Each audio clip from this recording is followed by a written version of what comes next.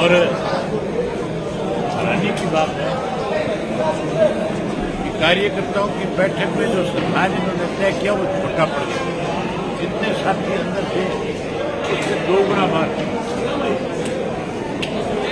ये बदलाव की निशानी है, परिवर्तन की निशानी है।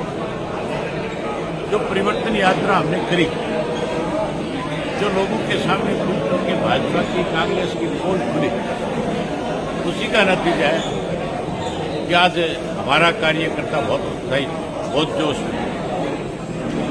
मुझे उम्मीद है कि हमारा कार्यकर्ता जो है बहुत अच्छा प्रदर्शन करेगा।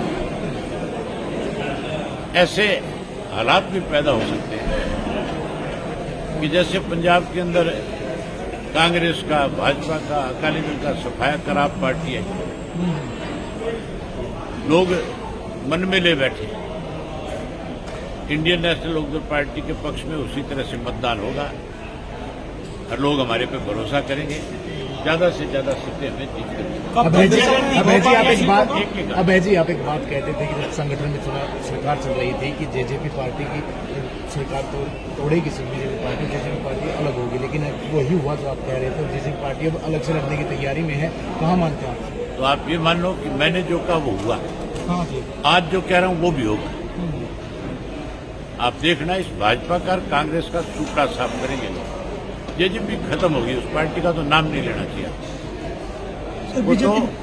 वो तो उम्मीदवार भी नहीं खड़े करते। कांग्रेस के उम्मीदवार भी अगर वो कोई उम्मीदवार खड़े करेंगे तो भारतीय जनता पार्टी जो उनको इंस्ट्रक्शन देगी उस हिसाब से वो चुनाव लड़ाएंगे। ऑडियो वायरल हो रही है और जिसमें वो खुद ये कह रहे हैं कि सोनीपत से नहीं लड़ना क्योंकि 5 कांग्रेस के विधायक हैं, वहां नुकसान हो जाएगा। इस टाइप का आप ये देखो, ऑडियो वायरल हो रही है। मैं तभी ये बात कह रहा था आपको कि कांग्रेस में लोगों का विश्वास इसलिए खत्म हो रहा है कि कांग्रेसी नेताओं का आपस में एक दूसरे के ऊपर विश्वास, भरोसा नहीं है। वीरेंद्र सिंह ये कहते हैं कि भाई हुड्डा हरा देगा मुझे, और हिसार में हुड्डा का प्रभाव नहीं है, वहां हमारे को दाव लग सकता है। ये तो दाव लगाने वाले हैं कि लोगों की सेवा और लोगों के फायदे के लिए थोड़े कोई आगे बढ़ना चाहता है। अभय जी, एक सीट पर उम्मीदवार को क्षेत्र में, लेकिन 9 सीटों पर उम्मीदवार भी कब तक विश्वास जनता रखे कि ऐलान होने वाला है? हम कल बैठक करेंगे हमारी जोशी साहब की पुण्यतिथि के बाद। जो सीनियर साथी वो सारे बैठेंगे, विचार विमर्श करेंगे, चौटाला साहब को अवगत कराएंगे। चौटाला साहब की कल अचानक तबीयत खराब हो गई। तबीयत खराब होने की वजह से थोड़ी नमूनिया की शिकायत हो गई, थोड़ी सोडियम की कमी की वजह से उन्हें हॉस्पिटलाइज कराना पड़ा। मेरे ख्याल परमात्मा चाहेगा तो कल तक ठीक हो जाएंगे।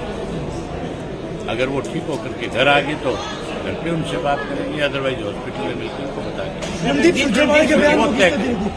सुरजेवाला ने एक टिप्पणी की है, उस पर क्या वो दिया है, उस पर आप क्या महिला आयोग ने भी नोटिस भेजा है।